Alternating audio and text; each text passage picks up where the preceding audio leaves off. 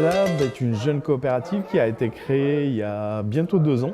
Le projet en fait consistait à mettre en place un atelier de fabrication numérique, un Fab Lab. Le but en fait c'est de donner les moyens à toute personne de pouvoir créer divers objets, que ce soit du gadget à l'objet intelligent. Et en fait l'objectif c'est de mutualiser des équipements comme des imprimantes 3D, des découpeuses laser, des fraiseuses numériques, un atelier en fait où on peut vraiment avoir des outils et des compétences au sein d'un même lieu.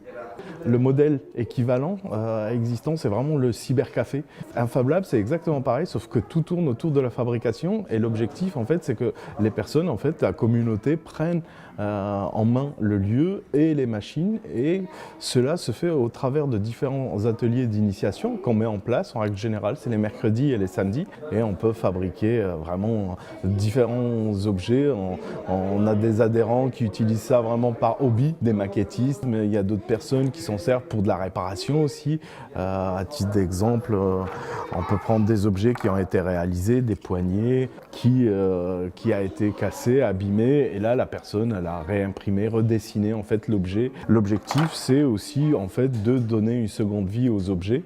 Il y a une autre catégorie de la population, c'est vraiment des designers, des artistes qui viennent vraiment créer des objets. L'ESS, pour nous déjà, rien que par la structure juridique de l'entreprise, c'est une coopérative, c'est à la frontière de l'association et de l'entreprise classique. La finalité, c'est l'homme.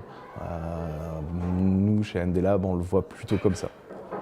Dans le cadre des budgets citoyens, nous avions proposé le projet de création d'un Fab Lab sur la ville de Béthune. L'objectif, c'était d'essaimer un peu notre modèle. Concrètement, la subvention va servir à la création d'un deuxième poste, parce que le but, c'est aussi qu'il y ait toujours une personne, un médiateur numérique, on appelle ça, qui est dans le lieu et qui peut prêter main forte et animer aussi les ateliers.